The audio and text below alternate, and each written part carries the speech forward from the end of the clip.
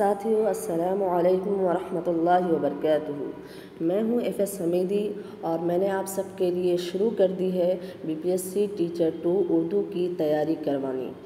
साथियों, जैसा कि हमने देखा है बीपीएससी वाले एग्ज़ाम में या 2023 के स्टेट वाले एग्ज़ाम में कि लगातार लिसानियात से क्वेश्चन बन रहे हैं, सवालात आ रहे हैं। लेकिन लिसानियात एक ऐसा टॉपिक है जो कि उमूमन नेट जेआरएफ में, यूपीएससी के उर्दू वाले सब्जेक्ट में या बीपीएससी के उर्दू वाले सब्जेक्ट में शामिल होता है मेंस में। लेकिन हमारे यहाँ भी यहाँ से क्वेश्चन लगातार बन रहे हैं, लिहाजा हमें भी इसकी अच्छे से जानकारी होनी चाहिए और इसको समझ आनी चाहिए, क्योंकि ये एक ऐसा टॉपिक है कि इसमें बच्चे फंसते ही हैं। जो लोग नेट जेआरएफ से वाकिफ़ होंगे वो समझते हैं कि ये टॉपिक एक बार में समझ में आने वाला नहीं है, लेकिन फिर भी मैं आपको आसान ज़बान में समझाने की कोशिश करूँगी। आप तवज्जो के साथ सुनेंगे तो इंशाअल्लाह एक बार में समझ में आ जाएगा। तो चलिए शुरू करते हैं बग़ैर देर किए हुए। सबसे पहले हम जानेंगे इसके पस मंज़र को। जब तक हम किसी चीज़ के पस मंज़र को नहीं समझेंगे तो वो चीज़ समझना मुश्किल हो जाता है। तो सबसे पहले इसका पस मंज़र क्या है, चलिए देखते हैं। हिंद आर्याई की मुख्तसर तारीख़। हिंद आर्याई की मुख्तसर तारीख़ क्या है? तारीख़, दुनिया में इस वक्त 6000 से ज़्यादा ज़बानें बोली जा रही है। दुनिया में इस वक्त 6000 से ज़्यादा ज़बानें बोली जा रही है। इनमें आपस में जो हम रिश्ता ज़बानें हैं, इनमें आपस में जो हम रिश्ता ज़बानें हैं उन्हें माहिर लिसानियात ने 8 गिरोह में तकसीम किया है। मान लीजिए आप कि ये 6000 ज़बान हैं और इसमें बहुत सारी ज़बान होंगी। जैसे एक बस्ती में 6000 मकान हैं और उसमें कुछ एक ख़ानदान से रिलेटेड लोगों का होगा, कुछ दूसरे ख़ानदान से रिलेटेड लोगों का होगा, कुछ तीसरे ख़ानदान से रिलेटेड लोगों का होगा। लेकिन सारे ख़ानदान वाले कहाँ पे बसे होते हैं? तकरीबन आस-पास में बसे हुए होते हैं ना, कि ये फ़लाने का ख़ानदान है, ये फ़लाने का ख़ानदान है। जो लोग देहात गाँव से ताल्लुक़ रखते होंगे वो जानते होंगे।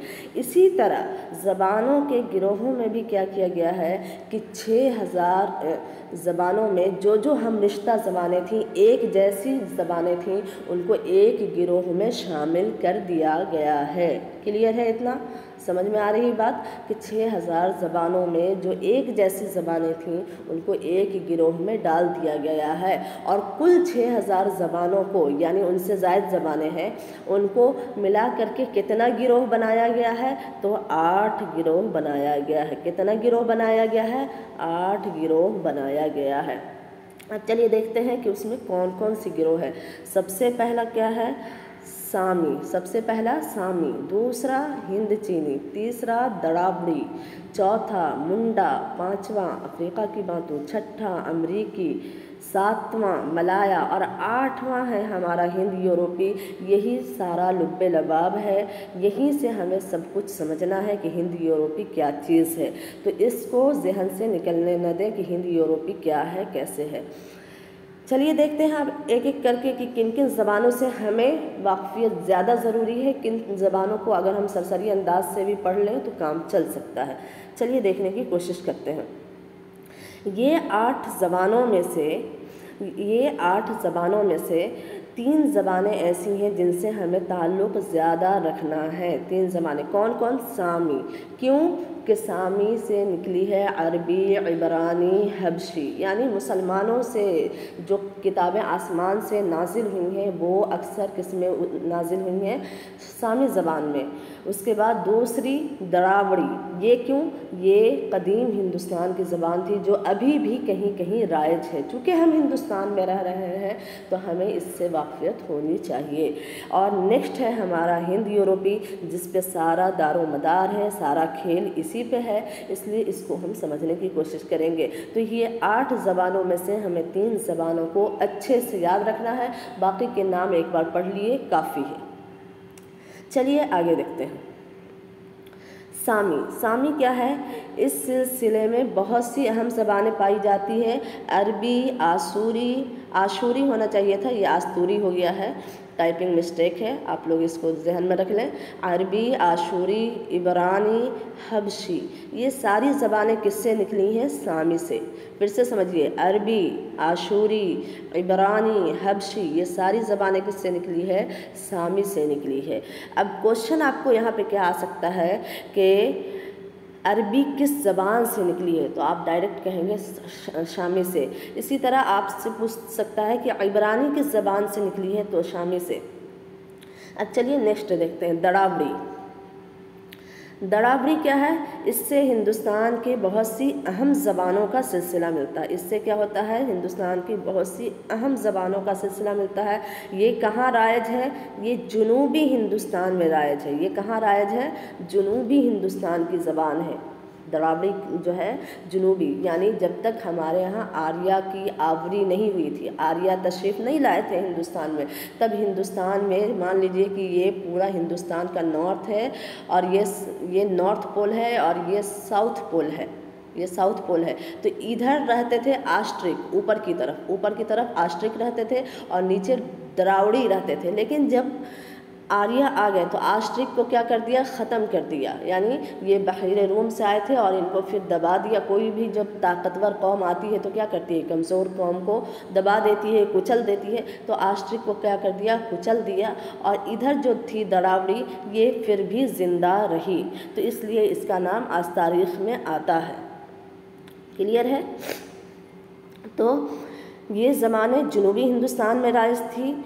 इससे कौन सी ज़बानें निकलती है? तो तमिल, तेलुगु, कन्नड़, मलयालम इसकी अहम शाख है। तमिल, तेलुगु, कन्नड़, मलयालम जो है इसकी अहम शाख है। तो समझ में आ गया। सामी की कौन सी हो जाएगी? अरबी, आशूरी, इबरानी, हबशी। और दरावड़ी की कौन सी हो जाएगी? तमिल, तेलुगु, कन्नड़, मलयालम। यही से क्वेश्चन बनेगा कि सामी की कौन सी ज़बान है और सामी से कौन कौन सी ज़बानें निकली हैं और दरावड़ी से कौन सी ज़बानें निकली हैं। आपको ये क्वेश्चन मुख्तलिफ टाइप से पूछ सकता है कि अरबी का माखज़ क्या है? तो सामी। अरबी कहाँ से निकली है? तो सामी। अरबी का जन्म कहाँ हुआ है? तो सामी। अरबी किस ज़बान से निकली है, किस गिरोह से निकली है? तो सामी। इसी तरह दड़ावड़ी में भी ये सारे अल्फाज, ये सारे कीवर्ड यूज़ हो सकते हैं। इसलिए आप क्वेश्चन को देखकर घबराइएगा नहीं, आप समझिएगा कि बात कहना क्या चाह रहा है पूछने वाला, क्वेश्चन करने वाला। चलिए नेक्स्ट देखते हैं अब हिंद यूरोपी को। हिंद यूरोपी क्या है? हिंद यूरोपी का खेल कुछ इस तरह से है कि इससे उर्दू और हिंदी निकली है। अब बहुत इम्पॉर्टेंट क्वेश्चन है, बहुत इम्पॉर्टेंट क्वेश्चन है कि उर्दू और हिंदी किससे निकली है? तो हिंद यूरोपी से। ये कई एग्ज़ाम्स में पूछे गए हैं कि उर्दू और हिंदी ये किसकी पैदावार है, ये किसकी पैदावार है? तो हम क्या कहेंगे कि हिंद यूरोपी की पैदावार है। हिंदुस्तान में आकर ये ख़ानदान अपने इर्तिकाई दौर में हिंद ईरानी से गुज़र कर क्या बन गया? हिंद आर्याई शक्ल इख्तियार कर लिया। हिंद आर्याई शक्ल इख्तियार कर लिया। अब समझिए खेल कुछ इस तरह से है कि जैसा कि हम सब जानते हैं कि पहले जो कुछ सभ्यताएं विकास हुई है, चाहे वो इराक की सभ्यता हो, मेसोपोटामिया की सभ्यता हो, या फिर आपको सिंधु घाटी सभ्यता हो, ये कहाँ विकसित होती थी? ये विकसित होती थी किसी नदी के किनारे, जहाँ सब्ज़ा अच्छे से उग रहा हो, उनके जानवर भी अच्छे से खा करके गुजारा कर सके और इंसान भी मछली पकड़ करके, मूल कंद खा करके, फल फूल खा के, पत्ती खा करके दरिया का पानी पी सके। इसलिए ये सारी सभ्यताएं कहाँ विकसित हुई थी? दरियाओं के किनारे विकसित हुई थी। अब आर्या क्या करते हैं?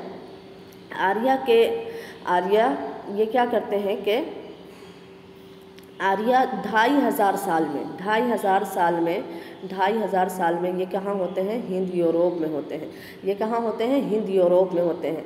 अब यहाँ से फैलते ये 2000 साल में आ जाते हैं आपको ईरान।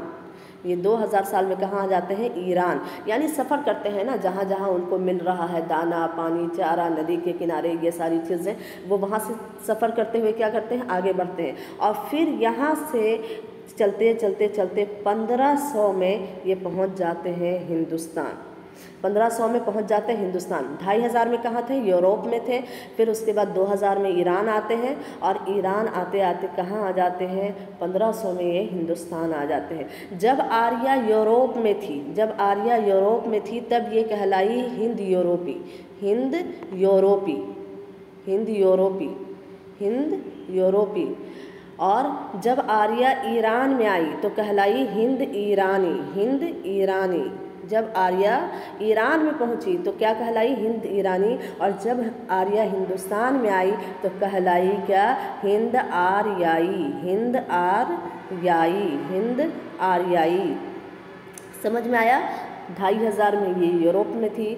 उसके बाद सफ़र करते करते करते करते ये मशरिक़ की तरफ बढ़ती है, मशरिक़ एशिया की तरफ। तो ये 2000 क़ब्ल मसीह कहाँ पहुँचती है? ये पहुँचती है ईरान में, और वहाँ ये ज़बान क्या कहलाती है? हिंद ईरानी। फिर उसके बाद ये सफ़र करते करते करते कहाँ जाती है? दरियाए सिंध को पार करते हुए ये हिंदुस्तान में दाखिल होती है पंजाब के रास्ते से, और वहाँ इसका क्या नाम पड़ता है? वहाँ इसका नाम पड़ जाता है हिंद आर्याई।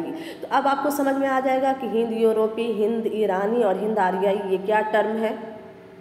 ये इसके सफ़र का टर्म है कि कहाँ से किस तरफ सफ़र करते हुए इसको किस नाम से मौसूम किया गया, पुकारा गया, जाना गया। क्लियर है इतना? किसी को कोई कन्फ्यूज़न हो तो आप कमेंट के ज़रिए पूछ सकते हैं। आपको बीपीएससी की पूरी तैयारी करवाई जाएगी और बिल्कुल आसान ज़बान में कराई जाएगी। लेकिन फिर भी अगर किसी को कुछ ना समझ में आए तो आप कमेंट के ज़रिए पूछ सकते हैं। हम नेक्स्ट दिन आपके डाउट को क्लियर कर देंगे। चलिए अब देखते हैं आर्यों का वतन। आर्यों का वतन कहाँ है? अभी जैसा कि मैंने आपको बताया कि आर्या कहाँ से आए थे? यूरोप से आए थे। एक कौल तो यही है कि आर्या यूरोप से आए थे, लेकिन दूसरा कौल क्या है कि आर्या वस्ती एशिया से आए थे। कहाँ से आए थे? वस्ती एशिया, यानी तजाकिस्तान, ईरान, अफ़गानिस्तान और उसके अलावा जो एरिया है जो वस्त एशिया कहलाता है। तो एक कौल ये है कि वस्ती एशिया से आए थे, एक कौल है कि वस्ती यूरोप से आए थे। वस्ती यूरोप से आएंगे तो मैंने आपको पूरा समझा दिया कि कैसे सफ़र करते हुए हिंदुस्तान पहुंचा, यूरोपी, ईरानी और आर्याई की शक्ल इख्तियार करते हुए। अब दूसरा कौल है जो एक अहम नाम है, नसीर अहमद ख़ान तारीख़ ज़बान उर्दू में ये कहते हैं कि आर्यों का वतन हमें यूरोप में न तलाश करके कहाँ करना चाहिए? वस्ती एशिया में तलाश करना चाहिए। कहाँ तलाश करना चाहिए? वस्ती एशिया में। ये सारी चीज़ आपको बस याद रखनी है कि ये कौल किसका है। ये आपको आएगा तो किस टाइप से आएगा कि ये कौल किसका है? नसीर अहमद ख़ान का है तारीख़ ज़बान उर्दू में। किसमें इन्होंने अपना ये नज़रिया पेश किया है? तारीख़ ज़बान उर्दू में। क्या पेश किया है कि आर्यों का वतन जो है ये वस्ती एशिया है, न कि वस्ती यूरोप है। वस्ती यूरोप जो लोग नज़रिया पेश करते हैं वो लोग कौन हैं? वो लोग आपके हैं हिंद यूरोप। देखिए वो लोग ये हैं आर्या तिब्बत से आए हैं। एक कौल क्या है? हिंदुओं का जो धर्म है उसके अकॉर्डिंग एक नज़रिया ये है कि आर्या कहाँ से आए हैं? तिब्बत से आए हैं। और ये कौन कहते हैं? ये कहते हैं आपके पंडित हरि अवध। पंडित हरि अवध किस किताब में? हिंदी भाषा और साहित्य के विकास में। आर्या तिब्बत से आए थे, ये कौल किसका है? पंडित हरि अवध का। किस किताब में ये नज़रिया पेश किया है? हिंदी भाषा और साहित्य के विकास में। नेक्स्ट क्या नज़रिया है? हिंद यूरोपी का गहवारा यूरेशिया का वसी मैदान है। ये किसने दिया है? सुनीति कुमार चटर्जी। एक बड़ा नाम है माहिर लसानियात में से, इसलिए ये कौल भी याद होना चाहिए। हिंद यूरोपी का गहवारा यूरेशिया यानी यूराल माउंटेन के नीचे जो वादी है उसको ये क्या बताते हैं कि उसी का वसी मैदान जो है यूराल माउंटेन का, जिसको यूरेशिया कहा जाता है, जो यूरोप और एशिया को डिफरेंट करता है, अलग करता है, उसको क्या कहते हैं कि सुनीति कुमार चटर्जी यही गहवारा है किसका? हिंद यूरोपी का। इसके अलावा है प्रोफेसर शरद्र है, वो कहते हैं दरियाए वाल्गा का दहाना है। प्रोफेसर गिल है, वो कहते हैं कि ऑस्ट्रिया और हंगरी है। गोया कि ये लोग कहते हैं कि ये वस्त एशिया जो है ये हिंद यूरोपी का गहवारा है। ये लोग इस कौल पर चलने वाले हैं, इस कौल को मानने वाले हैं। अब चलिए, हमको उतना नहीं याद करना है, हमको याद करना है ज़्यादा से ज़्यादा ये 3 सबसे ज़्यादा अगर बात की जाए तो इसकी ये कॉल आता ही आता है। और उसके बाद ये दोनों कॉल याद होना चाहिए, एक बार 2 बार पढ़ लीजिएगा, अगर क्वेश्चन आएगा तो आपको समझ में आ जाएगा कि चूँकि आर्य जो है एक पंडित हरियावत का कॉल है कि तिब्बत से आए हैं, और सुनीति कुमार चटर्जी यूरेशिया का वसी मैदान मानते हैं। बस इस तरह से सिंपल कर करके कीवर्ड के तौर पे आपको याद करना है। उसके बाद आगे हम देखते हैं कि ये जब हिंद, यहाँ देखिए, जब हिंद यूरोपी अपने, जैसे हमने बताया कि 8 गिरोह में ज़बानों को तकसीम कर दिया गया था, अब उसको फिर टुकड़े टुकड़े कर कर कर करके हिंद आर्याई कैसे बनाया जाएगा, वो जो सफ़र हमने आपको दिखाया था हिंद यूरोपी, हिंद ईरानी, हिंद आर्याई, तो उसी के तकसीम को हम यहाँ देखने वाले हैं मुनज़्ज़म तौर पे। चलिए देखते हैं। हिंद यूरोपी को 8 मुख्तलिफ हिस्सों में तकसीम किया गया है। हिंद यूरोपी को क्या किया गया है? 8 मुख्तलिफ। पहले तो तमाम ज़बानों को 8 में तकसीम किया गया था और उसमें से 8वां था हिंद यूरोपी। अब फिर हिंद यूरोपी को उठाया गया है और इसको भी 8 भागों में बांट दिया गया है, 8 हिस्सों में तकसीम कर दिया गया है। कैसे कैसे तकसीम किया गया है? इसकी पहली तकसीम क्या है? हिंद ईरानी। चूँकि ये कहाँ पहुँचा था? 2000 क़ब्ल मसीह में। आपको याद होगा कि ये ईरान पहुँचा था। इसकी दूसरी ज़बान, अब ज़रूरी नहीं न है कि सिर्फ ईरान ही पहुंचा होगा, ये और भी तो जगह गया होगा। इसने मशरिक़ की तरफ बढ़ना शुरू किया था, इसने मशरिक़ की तरफ बढ़ना शुरू किया था, तो मशरिक़ में और भी जगह तो गया होगा ना। जब ईरान में गया तब इसका नाम ईरानी पड़ा, लेकिन दूसरी जगह गया, दूसरे देश में गया तो वहाँ इसका क्या नाम पड़ा? तो वहाँ इसका नाम पड़ा आर्मीनी, अल्बानवी, यूनानी, अतालवी, बाल्टोसलानी, त्यूटानी और केल्टक, ये सारे नाम इसके पड़े। अब चलिए देखते हैं कि इसमें हमें किससे मतलब रखना है। तो इसमें हमें मतलब रखना है सिर्फ़ और सिर्फ हिंद ईरानी से। इतना सारा नाम से कोई मतलब नहीं है, बस इतना एक याद होना चाहिए कि हिंद यूरोपी को कितने हिस्से में तकसीम किया गया। क्वेश्चन यहीं से बनेगा और यहीं से बनता है कि हिंद यूरोपी को कितने हिस्से में तकसीम किया गया, तो 8 हिस्से में। अब वहाँ भी क्वेश्चन आपसे आएगा कि तमाम हमरिश्ता ज़बानों को कितने गिरोह में तकसीम किया गया, तो वहाँ भी आपको याद होना चाहिए कि 8 हिस्सों में, 8 गिरोह में तकसीम किया गया था। बाकी ये सब क्या नाम है, क्या नाम नहीं है, वो नहीं हमें जानना है। सिर्फ यूनानी को थोड़ा सा जान लेना है, क्योंकि यूनान जो है ये इल्म की जननी है, इल्म का यहाँ विकास होता है। उसके अलावा जो है अतालवी, इससे जदीद ज़बानों का जो है विकास होता है, इसलिए ये 3 नाम यहाँ भी हमें याद रखना है। चलिए देखते हैं। हिंदुस्तान में आर्यों के दाखिला की तारीख़ क्या है? 1500 क़ब्ल हिंदुस्तान में आर्यों के दाखिला की तारीख़ 1500 क़ब्ल मसीह मुकर्रर की जा सकती है। जैसा कि मैंने बताया कि आपको 2500 में यूरोप में थी, ईरान में 2000 में और हिंदुस्तान में 1500 में। वही बात है, लेकिन ये बात किसने कही है? ये बात किसने कही है? तो मसूद हुसैन खां का ये कौल है। मसूद हुसैन खां का ये कौल है और ये अहम माहिर लिसानियात में से है, एक बड़ा नाम है। तो इसलिए आपको ये कौल जूं का तू याद होना चाहिए, जूं का तू याद होना चाहिए कि आर्यों के दाखिला की तारीख़ 1500 क़ब्ल मसीह मुकर्रर करने की बात किसने की है?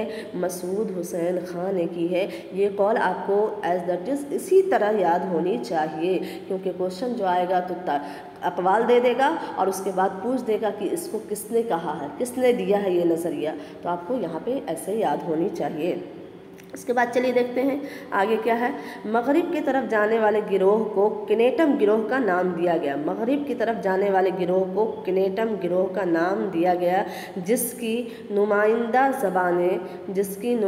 ज़बानें कौन कौन सी हैं? यूनानी है, लातीनी है, जर्मेनिक है। यूनानी है, लातीनी है और जर्मेनिक है। अब यहाँ पे एक खेल समझिए।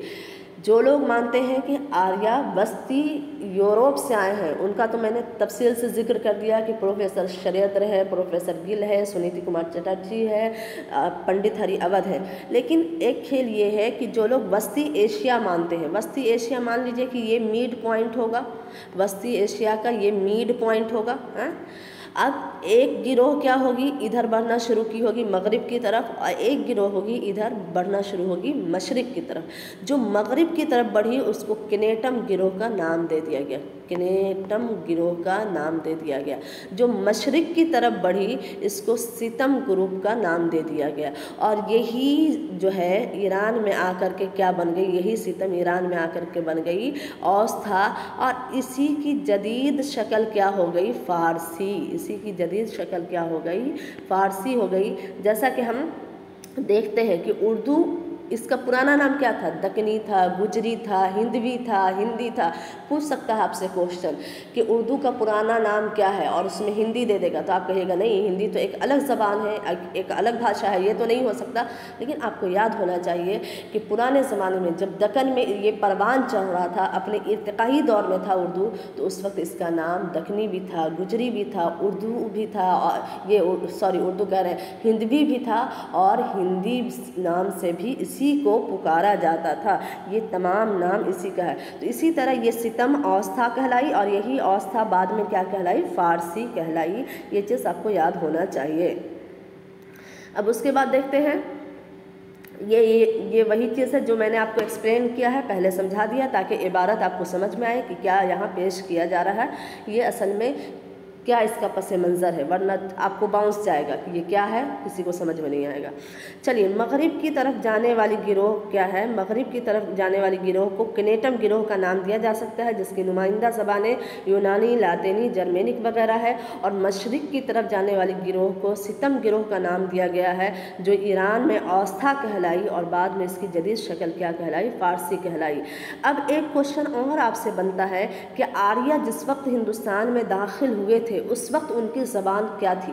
आपको लगता होगा कि इतना सारा क्यों पढ़ा रहे हैं, लेकिन पूछने वाला बहुत सारा पढ़ा हुआ होता है। हमें इतना सारा बोझ लग रहा है, लेकिन पूछने वाला क्या होता है, जो सेटर होता है क्वेश्चन का बनाने वाला, वो दिन रात तो मुताला ही करते रहता है। जब लोग अदीब बन जाते हैं तो उनका काम क्या होता है, अदब को मुताला करना। अब वो इतना ज़्यादा पढ़ा होता है कि वो क्वेश्चन डीप से जाके पूछ देता है और हम घबरा जाते हैं कि ये कहाँ से आ गया। इसलिए मेरे भाइयों, मेरी बहनों, आपको डीप में पढ़ना पड़ेगा। आप पढ़ने से मत घबराइए। आप अगर पढ़ के जाइएगा स्कूल में तो आपकी एक शान होगी। आप अपने बच्चों को जब डीपली समझाएंगी तो आपके अंदर एक फ़ख्र महसूस होगा कि आज हम भी इतना अच्छा डीप से बच्चों को बता पा रहे हैं। इसलिए पढ़ने से नहीं घबराइए। जब आप टीचर बनने वाले आए हैं, आपका पेशा अगर पढ़ाना है तो आपको पढ़ने में मज़ा आना चाहिए, पढ़ाने में मज़ा आना चाहिए, ना कि उकताहट। और हालात तो आते रहते हैं, आएंगे भी, चले भी जाएंगे, लेकिन उसी हालात में ख़ुद को एडजस्ट करना है। और एडजस्ट करने के बाद आपको क्या करना है कि बेहतरीन तरीके से पढ़ने की कोशिश करनी है, अपने लिए टाइम निकालना है ज़्यादा से ज़्यादा और पढ़ना है, ना कि पढ़ने से उकताना है कि ये हमें कितना सारा पढ़ना पड़ रहा है। इसको आपके लिए अपॉर्चुनिटी समझनी है, ना कि इसको एक आप सरदर्द समझें। मेरी राय है, बाकी आप अपना देख लीजिए कि आपका फ़ायदा किस में है। तो क्वेश्चन ये था कि आर्य जिस वक्त हिंदुस्तान में दाखिल हो रहे थे उस वक्त उनकी ज़बान क्या थी। तो उनकी ज़बान उस वक्त क्या थी, संस्कृत थी या संस्कृत कहलाई। ठीक है, अब चलिए देखते हैं इसके स्टेजेस क्या हैं कि अगर हिंद आर्याई है, जैसे हिंद यूरोपी थी, फिर ईरानी बनी, फिर आर्याई बनी। तो आर्याई को अब हम तकसीम करेंगे और इसको टॉपिक वाइज लेकर चलेंगे। तो क्या क्या है, सबसे पहले इसको हम 3 दौर में तकसीम करते हैं। कदीम हिंद आर्याई, और ये कब से कब का ज़माना है, 500 कबल मसीह से 1500 कबल मसीह से 500 का ज़माना है। और ये क्वेश्चन यहाँ से आपको 3 पूछ देगा कि कदीम हिंद आर्याई कब से कब तक का ज़माना है। तो ये 1500 कबल मसीह से 500 कबल मसीह का ज़माना है। दूसरा क्वेश्चन आपको पूछ देगा कि वस्ती हिंद आर्याई कब से कब का ज़माना है। तो 500 कबल मसीह से 1000 ईस्वी का ज़माना है। 500 कबल मसीह से, याद होना चाहिए, वहाँ पे दे देगा 500 ईस्वी से 1000 ईस्वी, गलत हो जाएगा। 500 कबल मसीह से 1000 ईस्वी का ज़माना है। और तीसरा क्वेश्चन पूछ देगा कि जदीद का दौरानिया क्या है। तो जदीद का दौरानिया 1000 ता हाल है। ये तीनों क्वेश्चन आपको यहाँ से बन सकते हैं। और कल हम पढ़ेंगे कदीम हिंद आर्याई को डिटेल से कि इसमें से क्या क्या हमारे लिए ज़रूरी चीज़ें हैं जिनको समझना हमारे लिए ज़रूरी है। और उम्मीद है कि 4-5 दिन में ये हमारा लिसानियात जैसा मुश्किल और सख्त टॉपिक हमारा ख़त्म हो जाएगा और एक भी पॉइंट ऐसा नहीं बचेगा जहाँ से क्वेश्चन बनता हो और वो आपको न सामने आपके पेश किया गया हो। और एक बात और आपको याद होना चाहिए कि आपके लिए कम्युनिटी में, यूट्यूब की जो कम्युनिटी होती है, जो मेरा चैनल है उसके कम्युनिटी में जो आज पढ़ाया गया है, इसमें से जो कुछ इम्पोर्टेंट क्वेश्चन बन सकता है वो आपको बहुत ज़्यादा जो इम्पोर्टेंट है वो कम्युनिटी में डाल दिया जाएगा। आप वहाँ जा करके उसको क्या कीजिए, आंसर देने की कोशिश कीजिए। वो क्वेश्चन यहीं से आएगा जो आपको अभी पढ़ाया गया है, ताकि आपको समझ में आए कि आपको चीज़ें कितनी समझ में आई है, चीज़ें कितनी याद है। चलिए आज के लिए इतना ही है। आपको रोज़ाना 11 बजे क्लास मिल जाएगा रिकॉर्डेड फॉर्म में। आप जो लोग को लगता है कि ये क्लास मेरे लिए मुफीद है तो आप रोज़ाना इससे इस्तिफ़ादा हासिल कर सकते हैं। चलिए आज के लिए इतना ही है। अस्सलामु अलैकुम।